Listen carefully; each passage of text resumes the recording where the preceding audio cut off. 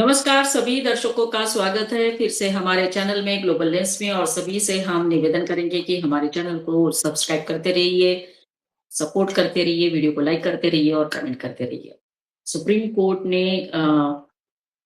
जो दलीलें जा रही है, 9 जजों की एक बेंच है जो डिस्कस कर रही है। हियरिंग शुरू है सबरीमला के रिलेटेड, जो भी याचिका दायर हुई थी उसका पुनर्विचार हो रहा है। और इसी बीच में कानून की जो तीखी भिड़ंत होती है, वकीलों की जो तीखी भिड़ंत होती है और दलीलें होती है, उसमें सरकार की तरफ से सॉलिसिटर जनरल तुषार मेहता अपनी दलीलें रख रहे हैं। तो आइए आज इसी के बारे में हम चर्चा करेंगे कि जजेस की जो बेंच है वो क्या कह रहे हैं और जो वकील है सॉलिसिटर जनरल वो क्या कह रहे हैं इसके बारे में। और इसीलिए हमारे बीच आज उपस्थित है सुप्रीम कोर्ट के lawyer advocate Pankaj Joshi sir. Sir स्वागत है सर आपका। जी, नमस्कार मैडम और आपके सभी व्यूअर्स के लिए नमस्कार। सर जो सॉलिसिटर जनरल है तुषार मेहता जी, उन्होंने कहा है कि एक निरपेक्ष अदालत किसी धार्मिक प्रथा को अंधविश्वास नहीं कह सकती क्योंकि उसके पास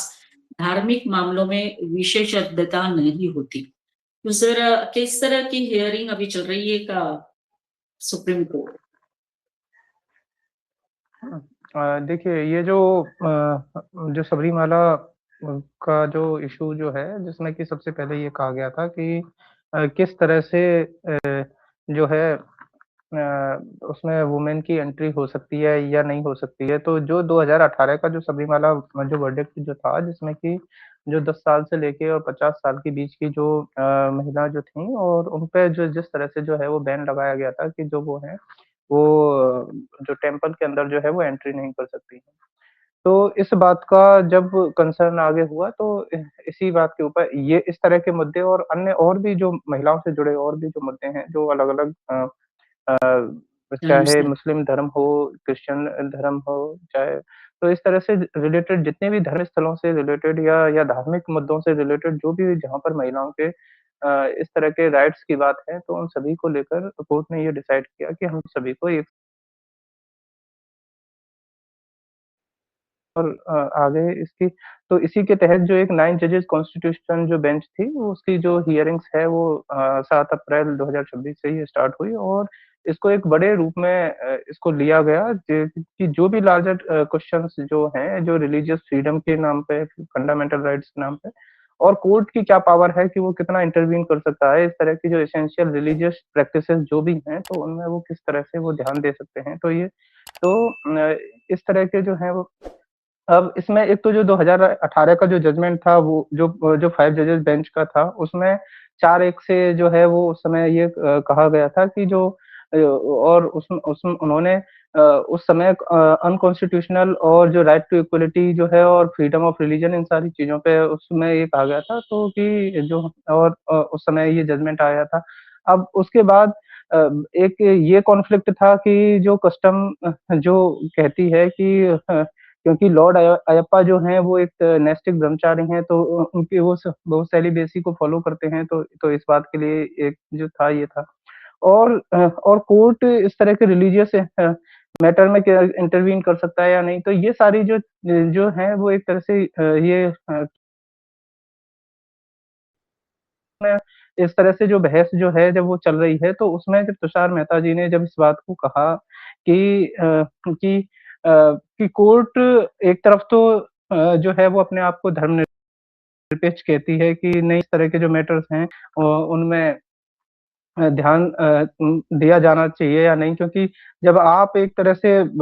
सबको एक नज़र से देखते हैं या आप तो आपको कोई हक नहीं है कि किसी पर्टिकुलर रिलीजन के बारे में इस तरह की जो है टीका-टिप्पणी करने का और अगर इस तरह से कोई मुद्दा है तो उसको जो है संसद देखेगी या विधानसभा देखेगी। यस। क्योंकि जनता अ,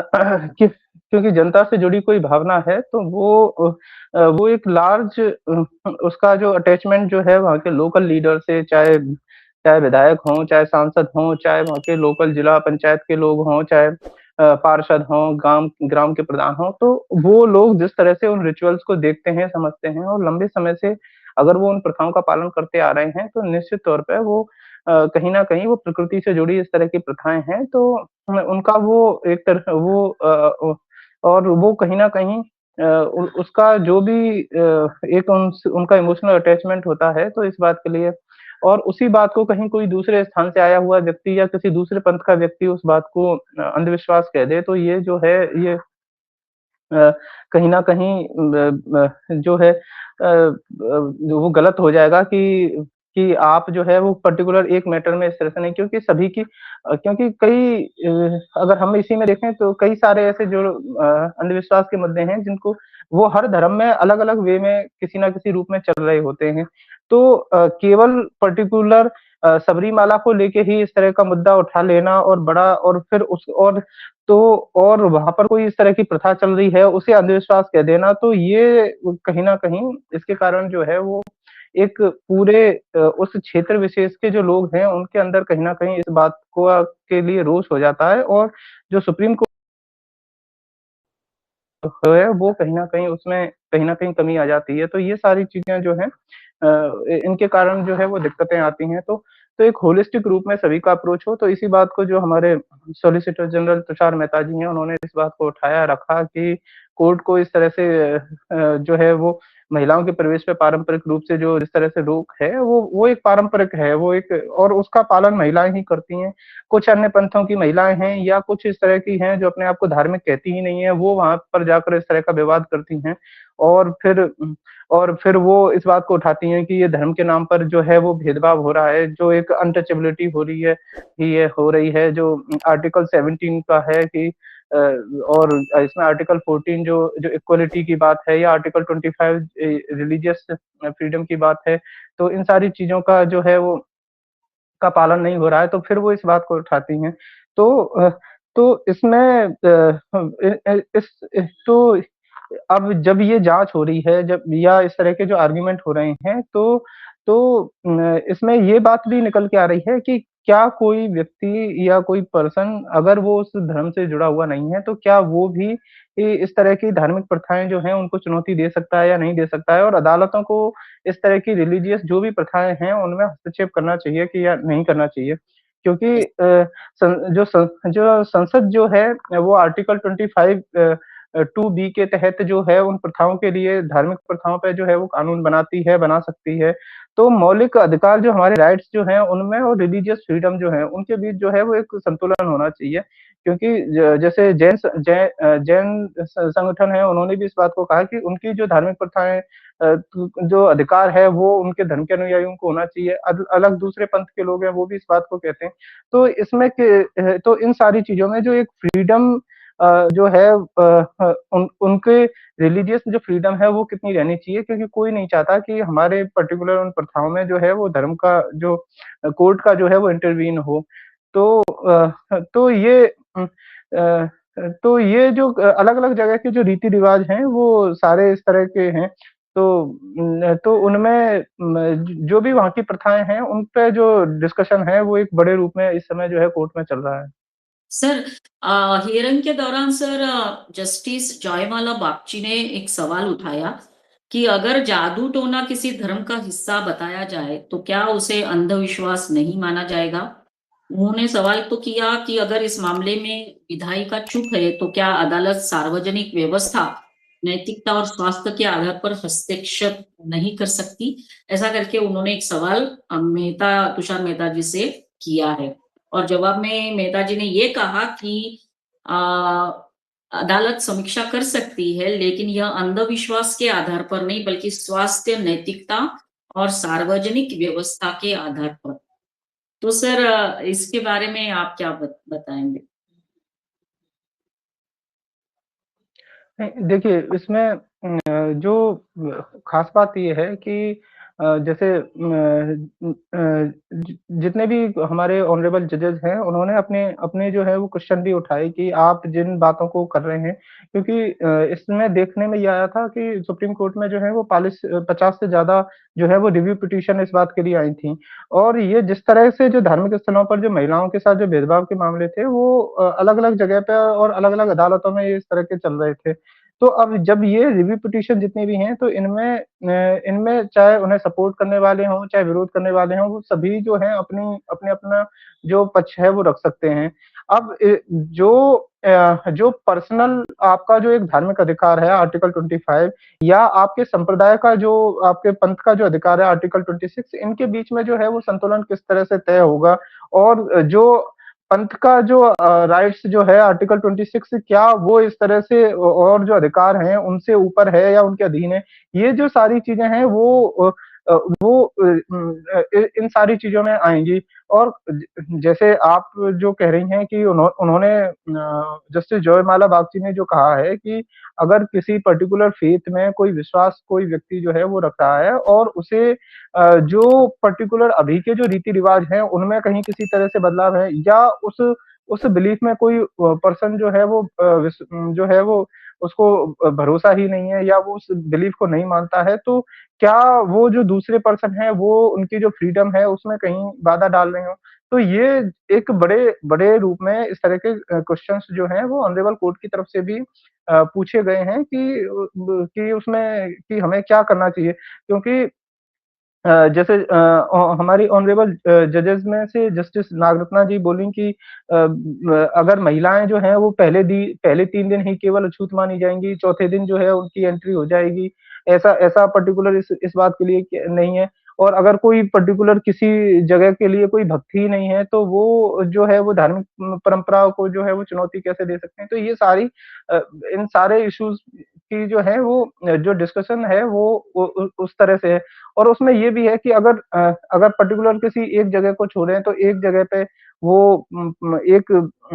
कुछ कम्युनिटी के लोग ही एक मंदिर में जा सकते हैं, या किसी मठ विशेष के लोग जो हैं वो किसी दूसरे मठ में नहीं जाएँगे। तो ये अलग-अलग मंदिर और मठों में लोगों को तो जाना चाहिए, पर्टिकुलर किसी एक गुरु को ही मानते हैं, तो क्या उसी के पास जाएँगे? तो क्योंकि तो अब जो एक सार्वजनिक रूप से जो एक व्यवस्था रहती है, या कोई एक मॉरलिटी रहती है, या हेल्थ के इश्यूज़ रहते हैं, तो इन सारी चीज़ों पर ही, इन 3 चीज़ों पर ही कोर्ट को उतरना होगा, ना कि पर्टिकुलर किसी रिलीजन के इंटरनल मामलों में कहीं दखल देना होगा। तो यही बात जो है, क्योंकि हमारा जो भी सामाजिक सुधार हो सकता है, या मंदिरों की जो व्यवस्थाएँ हैं, वो एक सभी के लिए ओपन रहें, और उसमें जो है सभी का जो है सभी के लिए वो व्यवस्थित रहे, ये चीज़ जो है और उसमें कहीं किसी के लिए कोई भेदभाव ना हो, ये ठीक है। क्योंकि अगर हम किसी को रोकते हैं या रुकावट डालते हैं, तो कहीं न कहीं जो समाज है वो बँट जाएगा। लेकिन उसमें वहाँ के क्या रिचुअल्स हैं, उनको भी जो देखना है वो ठीक रहेगा। जैसे नागरत्ना जी ने इस बात का भी जो है वो देवरू केस का भी उदाहरण दिया, जहाँ पर पर्टिकुलर किसी मंदिर में एक कम्युनिटी जैसे सारस्वत ब्राह्मणों को जाने देते हैं। तो तो ऐसी भी जगह हैं, क्योंकि किसी स्थान विशेष पे क्या है, वहाँ के राजा जो हैं वो जाते हैं, या तो अलग-अलग जातियों ने अपने हिसाब से भी अलग-अलग मंदिरों को बना रखा है, अलग-अलग जातियों ने अपनी जाति के ही धर्मगुरु को बुलाते हैं। तो ये सारे जो इस तरह की जो चीज़ें हैं, इससे अगर आप अलग-अलग मंदिर बना के एक-दूसरे को रोकेंगे, तो इससे भी जो है समाज में दूरी बढ़ेगी। क्योंकि जो मंदिर हैं, जो इस तरह के मंदिर हैं, जो ओपन टू ऑल हैं, और जहाँ सभी लोग जा सकते हैं, वहाँ सभी का हित जुड़ा हुआ है। और आप अलग-अलग मठों में जाइए, या अलग-अलग मंदिरों में जाइए, तो इससे क्या है, सभी का जो है वो भला होगा। तो तो अब इसमें जो है इस तरह के जो इश्यूज़ हैं, इन सब अब इसमें नेक्स्ट डेट 14, क्योंकि जैसे पर्टिकुलर जो सबरीमाला मैटर है, उसमें अब 14 अप्रैल की जो उन्होंने डेट दी है, और इन सारे इश्यूज़ पे जो है सारे जो पक्ष हैं वो रखे जाएँगे, क्योंकि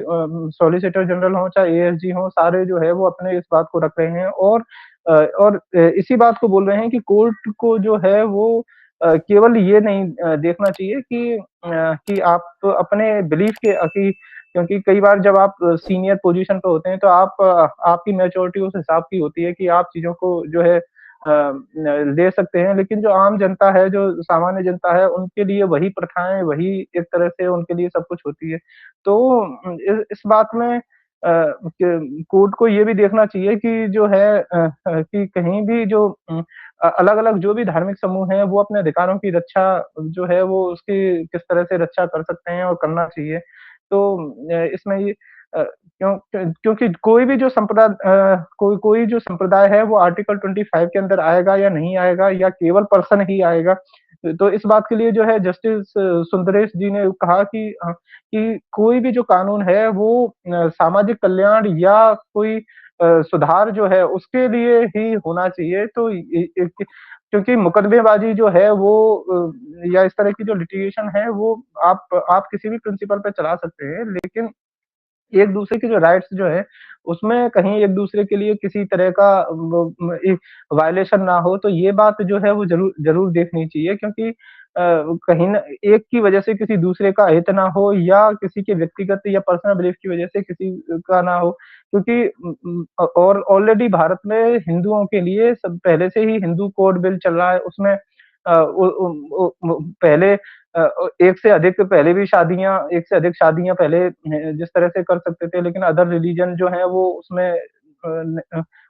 नहीं है, तो इस तरह की जो रोक है वो पहले हुई हैं, तो वो ये भी पहले जो है धार्मिक संदर्भ में थी कि उसके लिए भी कहा जाता था, उसमें भी जो है आर्टिकल 25 का ही पहले इस तरह से लिया जाता था, लेकिन वो बाद में जो है कोर्ट ने इस तरह से जो है खत्म वो कर दिया, वो भी जो है वो उसमें दखल दे के ही किया। तो तो ये जो सारी चीज़ें हैं, ये एक लार्ज व्यू में इस तरह से जो है वो कोर्ट का जो है वो डिस्कशन चल रहा है। Yes sir. तो सर इसका शायद 22 अप्रैल तक इसकी सुनवाई होगी, तो सर 22 अप्रैल को जो होगा जजमेंट आएगा ऐसा हमने पढ़ा। तो सर ये एक बहुत बड़ा अभी हम कह सकते हैं कि जो विवाद चल रहा है कोर्ट के अंदर, ये हमारे तार्किक और सामाजिक पहलू को भी उजागर करता है। ये किस तरह से हमारी धार्मिक प्रथा को तर्क से देखना चाहिए या फिर एक धर्म के एंगल से देखना चाहिए, ये एक बहुत बड़ा सवाल है कोर्ट के सामने भी और सभी के सामने भी। और साथ-साथ जो हम बात करते हैं समाज सुधार की, उसमें हमारी न्यायपालिका की भूमिका कितनी होती है, ये भी हमको पता है और कैसी होनी चाहिए, ये अब आने वाले समय में ही पता चलेगा जब इसका आखिरी डेट शायद जो 22 अप्रैल है, उसमें जब हमारे माननीय जो बेंच है वो बताएँगे। सर धन्यवाद आप हमारे साथ जुड़े क्योंकि ये रोज़ हियरिंग के बारे में हम पढ़ रहे थे लेकिन आज हमने आपसे जानने की कोशिश की पूरी तरह से कि क्या एक्चुअली हो रहा है कोर्ट में। तो सभी दर्शकों को हम कहेंगे कि हमारे साथ जुड़ते रहिए,